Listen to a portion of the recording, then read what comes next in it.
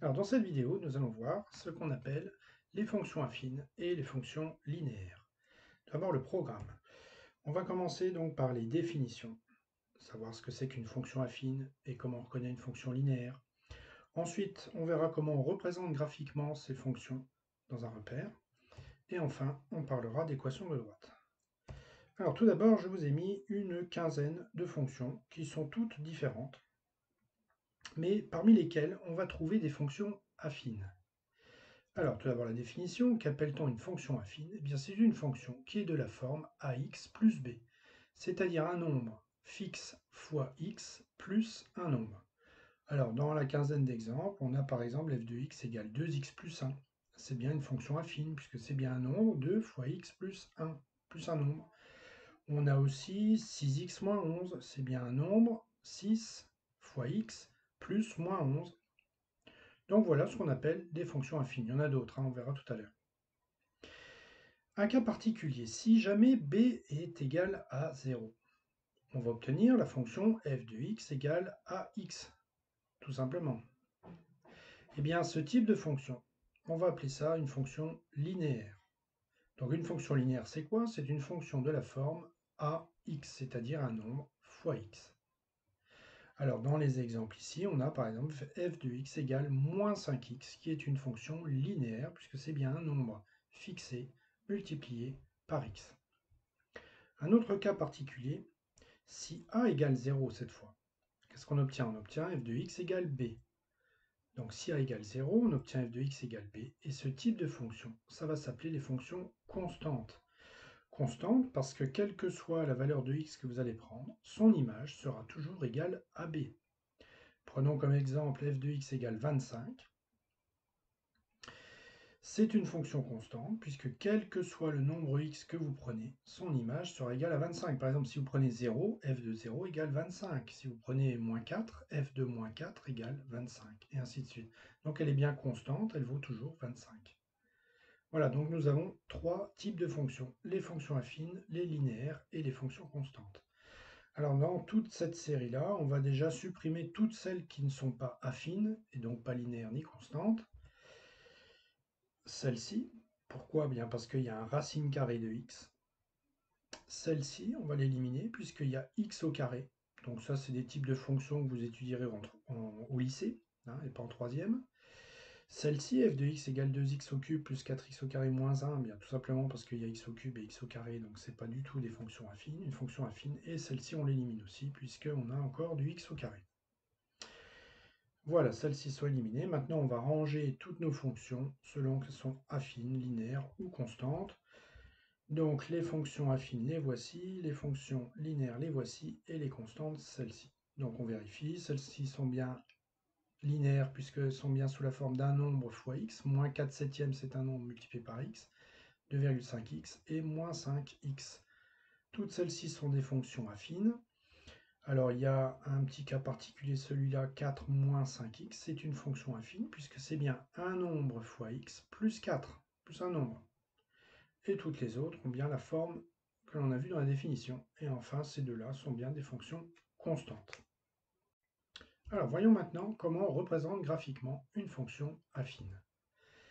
Il faut savoir que dans un repère du plan, une fonction affine sera toujours représentée par une droite, c'est-à-dire par des points alignés. Voici un exemple d'une droite représentant une fonction affine. Alors si je prends la fonction affine f de x égale moins 2x plus 1, je voudrais la représenter dans un repère. Mais comme je sais que c'est une fonction affine et donc qu'elle est représentée par une droite, je vais avoir besoin seulement de deux points. On n'a pas besoin de plus pour tracer une fonction, pour tracer une droite. Donc ce qu'on fait, on fait un petit tableau de valeurs, comme ceci. Et on prend une valeur pour x au hasard. Alors la plus simple, on va prendre 0. Et ensuite, qu'est-ce qu'on va faire? On va essayer de trouver f de 0, c'est-à-dire on va calculer l'image de 0. En faisant comment? Eh bien en remplaçant x par 0, on fait moins 2 fois 0 plus 1. Ça donne 1. Donc l'image de 0, c'est 1. Donc on a un premier point qu'on peut placer dans le repère, c'est le point de coordonnées 0, 1, qui se trouve ici. On prend une autre valeur pour x, par exemple moins 1, et on calcule donc l'image de moins 1, en faisant moins 2 fois moins 1 plus 1. Ça donne 3.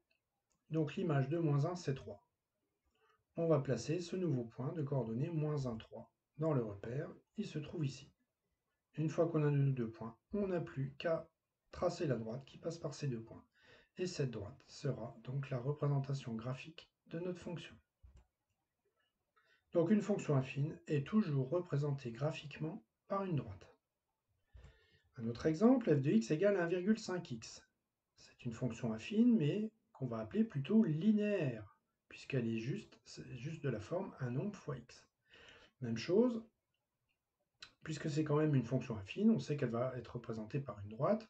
On a donc besoin de deux points dans le repère, un tableau de valeurs, on prend une valeur de x que l'on veut, 0, c'est le plus simple, et on calcule l'image de 0. L'image de 0, c'est 1,5 fois 0, donc ça donne 0. Et on place donc ce premier point de coordonnées 0, 0. C'est l'origine du repère. Deuxième valeur pour x, par exemple 2. Je calcule ensuite l'image de 2. f de 2 égale 1,5 fois 2, ça donne 3. Et donc je place maintenant le point de coordonnées 2, 3 dans le repère. J'ai mes deux points, je prends ma règle et je trace la droite qui représente cette fonction, qui est une fonction linéaire. Alors ce qu'il va falloir retenir, c'est qu'une fonction linéaire est toujours représentée par une droite, ça c'est normal puisque c'est une fonction affine, mais c'est une droite qui va passer par l'origine du repère. Et enfin, un dernier exemple, f de x égale 3. Même chose, c'est une fonction affine, mais elle est particulière, parce que c'est une fonction en fait qui est constante, toujours constante à 3, toujours égale à 3. Donc même chose, je vais la représenter dans un repère, un petit tableau de valeurs, je prends des valeurs au hasard, mais là je n'ai aucun calcul à faire, puisque l'image de n'importe quel nombre c'est 3, donc l'image de 0 c'est 3. Je prends une autre valeur 2, l'image de 2 c'est aussi 3. Donc je vais placer les points de coordonnées 0, 3 et 2, 3, que je relie par une droite. Alors cette droite, on remarque, elle est parallèle à l'axe des abscisses. Eh bien, ça sera la caractéristique des fonctions constantes. Elles seront toujours représentées graphiquement par une droite parallèle à l'axe des abscisses. Ben oui, c'est normal puisqu'elle est constante, la fonction. Constante à 3. Alors voyons voir maintenant ce qu'on appelle l'équation de droite. On reprend un exemple. f de x égale moins 2x plus 1. Tout à l'heure, donc, on a construit un tableau de valeurs. On a pris des valeurs de x et on a calculé leur image. Ensuite, on a placé des points, on a tracé la droite. Alors, reprenons ce point-là, de coordonnées moins 1, 3. Finalement, qu'est-ce qu'on constate? Ce point est sur la droite, qui représente la fonction, et il a des coordonnées moins 1, 3, qui sont un peu particulières, puisque, comment on a obtenu 3? Eh bien, en calculant l'image de moins 1. Hein, tout à l'heure, on a fait moins 2 fois moins 1 plus 1. On a trouvé 3. Donc, l'ordonnée du point ici 3, c'est l'image de son abscisse, par la fonction f. On dira 3 est l'image de moins 1 par la fonction f. Voyons voir si ça marche aussi pour ce deuxième point. Ce deuxième point pour coordonnées 0, 1. Comment on avait fait tout à l'heure? On avait pris 0 au hasard, hein, le 0 pour le x là, et on avait calculé son image, 1. En faisant comment? En faisant moins 2 fois 0 plus 1, ça donne 1. Donc là aussi, on peut dire que l'ordonnée du point, c'est l'image de son abscisse par la fonction f.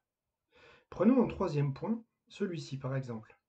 Quelles sont ses coordonnées? Ses coordonnées sont 2, moins 3. On va vérifier que moins 3 est l'image de 2 par la fonction f. En faisant comment? Eh bien, on va calculer l'image de 2. En remplaçant x par 2, donc moins 2 fois 2 plus 1. Moins 2 fois 2, ça fait moins 4. Moins 4 plus 1, ça fait moins 3. Donc on voit bien que l'ordonnée de ce point est l'image de son abscisse. Eh bien, plus généralement, si on prend n'importe quel point sur la droite, tous les points, on pourra dire donc que tous les points de la droite ont des coordonnées x, y qui vérifient l'équation y égale moins 2x plus 1. C'est-à-dire que l'ordonnée y, l'ordonnée du point qui est sur la droite, est l'image de l'abscisse de ce même point. Donc on peut dire que y, on peut écrire l'égalité y égale moins 2x plus 1. Mais comme c'est une égalité avec deux inconnus, on va appeler ça une équation. Alors on généralise. si on appelle D la droite représentant graphiquement une fonction affine f de x égale à x plus b, où a et b sont des nombres fixés. Eh bien, tous les points de la droite D ont donc des coordonnées x, y, mais pas n'importe lesquelles, telles que y est l'image de x par la fonction f. On pourra donc dire aussi que les coordonnées vérifient l'équation y égale ax plus b. Y, c'est l'ordonnée, c'est l'image de x, mais l'image de x par la fonction f, c'est ax plus b. Donc y égale ax plus b. Eh bien, finalement, on va dire que D a pour équation y égale ax plus b. Alors, pour trouver une équation d'une droite, quand on connaît la fonction affine, c'est très simple, il suffit de remplacer le f de x par y, et on a l'équation. Exemple, f de x égale moins 2x plus 1. L'équation de sa droite, c'est tout simplement y égale moins 2x plus 1. On a repris l'expression algébrique de la fonction, moins 2x plus 1. f de x égale 1,5x. Quelle est l'équation de sa droite représentative? Bien, son équation, c'est y égale 1,5x. Et enfin, si je prends notre fonction constante f de x égale 3, on a obtenu une droite quand même, parallèle à l'axe des abscisses. Quelle est l'équation de cette droite? Eh bien, c'est tout simplement y égale 3. Alors, on va parler maintenant des coefficients ici de la fonction ou des coefficients de l'équation de droite. On va parler du a et du b. En fait, le a, il a un nom, ça s'appelle le coefficient directeur de la droite D, c'est-à-dire le coefficient qui dirige la droite D, la pente de la droite, on peut aussi dire. Ça veut dire quoi? Eh bien, ça veut dire que le nombre a va nous dire si la droite est croissante ou si la droite est décroissante. C'est très simple. La propriété est la suivante. Si le nombre a est positif, si le nombre a qui se trouve ici est positif, alors la droite va être croissante. Si la droite est si le coefficient est négatif, alors la droite est décroissante. Reprenons les exemples de tout à l'heure. F de x égale moins 2x plus 1. L'équation de sa droite, c'est y égale moins 2x plus 1. Moins 2 ici est négatif. Le coefficient directeur est négatif. D'accord? Eh bien la droite, regardez, elle est bien décroissante. C'est ce coefficient qui nous indique si la droite est croissante ou décroissante. Ça peut permettre de vérifier après le tracé de la droite si on s'est trompé ou pas, par exemple. Deuxième exemple, f de x égale 1,5x. Sa droite donc a pour équation y égale 1,5x.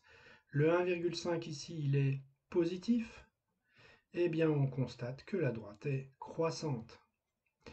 Alors ici, comment ça se passe? Ici, il n'y a pas de coefficient directeur. Si, en fait, il y en a un, c'est 0, puisque c'est 0x plus 3. Que se passe-t-il quand le coefficient directeur est égal à 0? Eh bien, la droite est ni croissante ni décroissante, donc elle est parallèle, elle est horizontale finalement, elle est parallèle à l'axe des abscisses.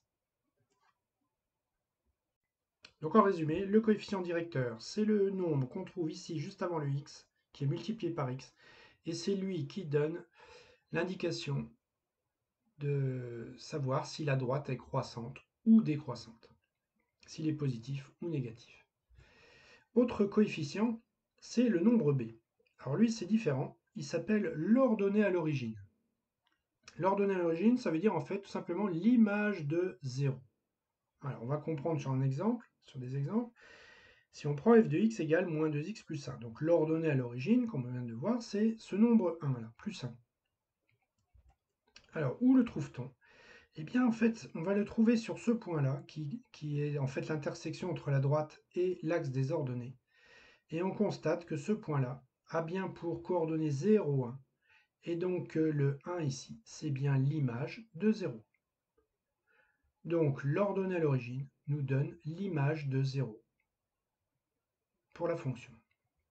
Un autre exemple, f de x égale 1,5x. Ici, l'ordonnée à l'origine, c'est 0, puisque c'est 1,5x plus 0. Eh bien, on remarque que l'ordonnée à l'origine, on va la lire ici. C'est bien l'image de 0. 0 est l'image de 0. Et enfin, pour notre dernier exemple, f de x égale 3. L'ordonnée à l'origine ici, c'est 3. Et comment on la trouve? Eh bien, on la trouve ici. C'est bien aussi l'image de 0 qui est 3. 3 est bien l'image de 0. Voilà tout ce qu'on pouvait dire pour le moment sur les fonctions affines et linéaires.